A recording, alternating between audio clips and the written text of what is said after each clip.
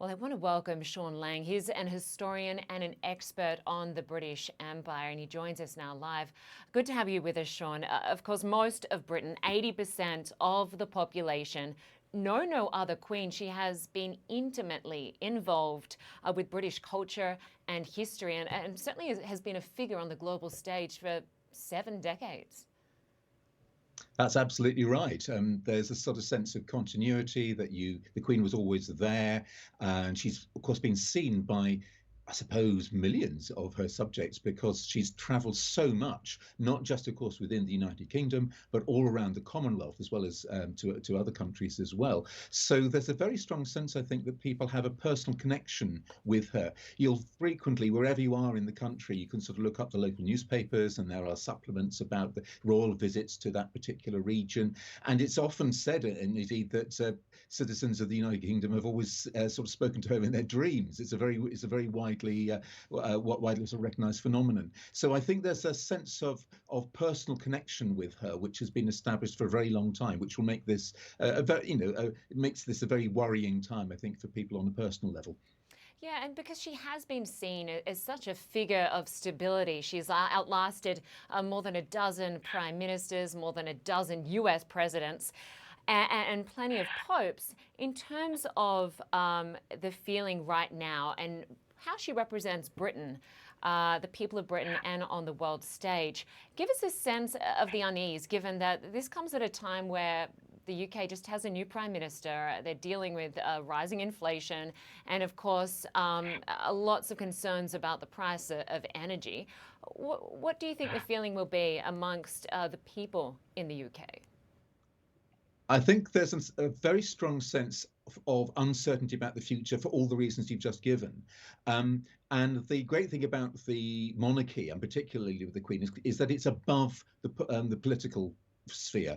In other words, you've got a level of authority which is above the Prime Minister, to whom the Prime Minister is in a sense answerable. And that's quite a comforting thing to have. It means that however much you might like or not like the particular Prime Minister, there's always, as it were, someone above, and of course who's seen Prime Ministers come and seen Prime Ministers go.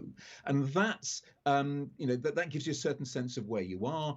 Whereas when you then look into the future, all sorts of questions arise. I mean, one thing obviously is about the nature of the monarchy, in the future, the nature of the monarchy's relationship with Commonwealth countries. So there's a lot of questions. That's not to say necessarily that the future of the monarchy is in question, rather that the shape of the monarchy is in question. So it adds to that sense of uncertainty about quite where we're going. And I think that's been a growing sense over the last couple of weeks, particularly with the leadership election for the leadership of the Conservative Party, and therefore, of course, the new Prime Minister. So we're going into a very uncertain time.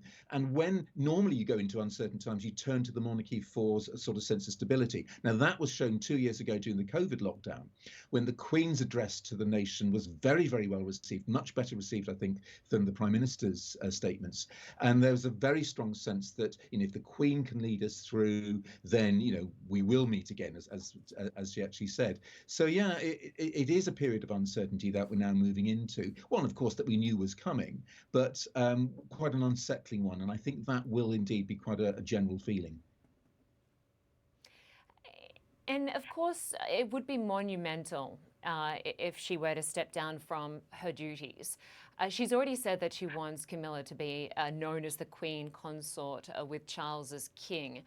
And she wants a smooth transition, right? She's already trying to lay out how the future monarchy would look. Yes, that's been clear for a few years now. There's been a sort of very clear message which has come through photographs, which has come through gatherings on the balcony at Buckingham Palace, that you have the line of succession from her to Prince Charles to Prince William, with those, the families there, and really sort of keeping the rest of the royals out of the picture, quite literally, as I say, in terms of the photographic image. And that's been very clearly taken as a sign of the line of the future development of the monarchy, the line of succession, but also the future shape, a sort of slimmed down monarchy, if you like, compared with the extended family of her sort of middle years of her reign in the 60s and 70s. And I think that's obviously been worked out, one would assume, between her and Prince Charles, and certainly sort of represents the vision for the future. In other words, a line of continuity, which in a sense is a standard traditional one, but also giving a message that this is not going to be carrying a whole extended family into the future. Sean, That's the relationship, and she managed it.